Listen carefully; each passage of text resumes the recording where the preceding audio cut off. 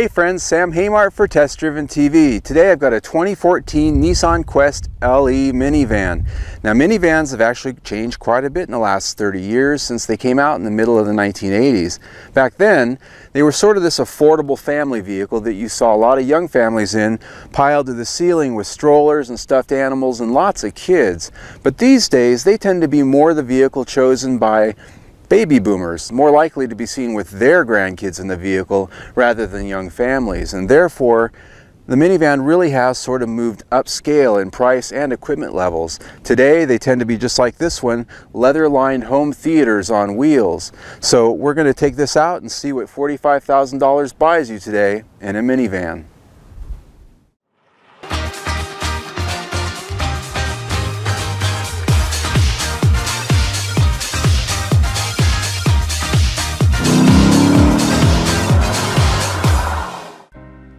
The Nissan Quest offers up likely the most unique of minivan styling out there right now. Nissan is well known for their rather French-inspired art project design language, and the Quest is almost iconic of it.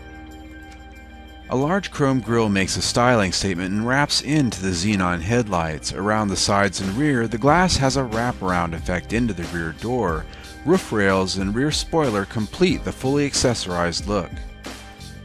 On the LE model we tested, both the liftgate and the side doors are power operated from multiple buttons found inside, as well as on the key fob. They work well but beep incessantly like a reversing garbage truck when you use them. The interior of the Quest is of course aboundingly spacious. The dash design starts with a sweeping style that's pleasing to the eye and is trimmed with a handsome looking band of faux wood grain trim. The materials are of a good quality and fit is top notch. Rear passengers in the second and third rows will enjoy plenty of space and ease of getting comfortable. The second row captain's chairs have a console between them, however, that requires a step over to get to the rear row. The rear seat entertainment system folds down at the press of a button and provides miles of distraction for the grandchildren. They will also stay comfortable with full rear air and heat. The rear cargo area is aided by power fold-down rear seats. At the press of a button, they, well, sort of fall down. And on the way back up, they don't fully go back to the recline-adjusted spot you started from. That requires manual readjustment. On the cabin here, there's a lot of things that Nissan got right. The quality and fit and finish and the overall comfort is very good, but there's a lot of practicality issues and ergonomic issues that I found here that really are disappointing. The first of which is just the simple use of the touchscreen audio system and these presets here.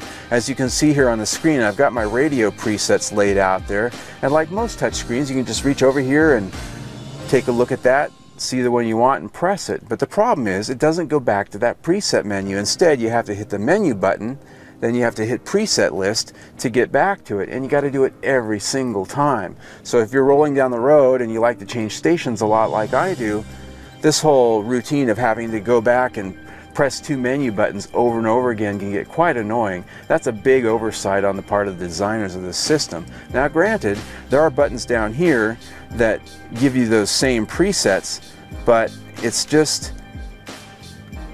not tactile. There's no connection between the two that makes it easier to understand. Now the other problem that's actually a big one is when this is in gear, this gear shift actually blocks my view of a lot of these HVAC and radio controls. I actually have to look around it to see what these buttons are because it blocks the view pretty badly. Now, the other thing is storage. This has a big center console here, but it doesn't have any center console storage. Most vans, most SUVs, they've got a big lid here that opens and a bin the size of an ice chest. This one has cup holders and a little drop tray, but that's it.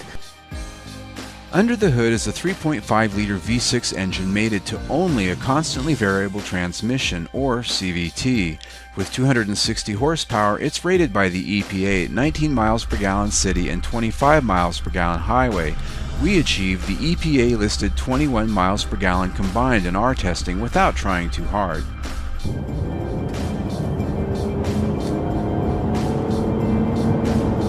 Power from the 3.5-liter V6 is more than adequate for this minivan, even though it weighs a lot. I wish it didn't have a constantly variable transmission in it, but because this isn't a vehicle most people buy for a driving experience, I'm not going to complain about it here. On the road, the Quest handles and rides like a minivan. It's quiet with a ride that leans towards the softer end of the spectrum. Because of this, you do get occasional floating sensations on the highway. Now, this minivan, of course, is best suited just going down the highway and giving yourself a nice boulevard ride. It's not going to be something you're going to want to take into the mountains and get into the twisties with, because one problem that it has that I've discovered a little bit is when you're in curves and you put your foot in it, you get a nice squirmy little bit of torque steer. That happens in a lot of crossover SUVs and minivans because of the high center of gravity. In maneuvering around parking lots, the Nissan Around View monitor was a great friend to have. This feature is always welcome, showing all directions around the vehicle in a bird's eye view. Well folks, as I wrap this up, some of the key areas that stick with me after doing this review are the French art project styling of the Nissan Quest. Now, of course, that's always a matter of taste, but some of the elements such as daily living and ergonomics, well, those are the areas that are overlooked that aren't a matter of taste. And I'm talking about the lack of storage areas, as well as some of the ergonomic and practicality issues we talked about. So this week, we give it 3 out of 5 stars. I'm Sam Haymart for Test Driven TV. I hope you enjoyed the ride. If you'd like a more detailed review and photo galleries, log on to activityvehicle.com.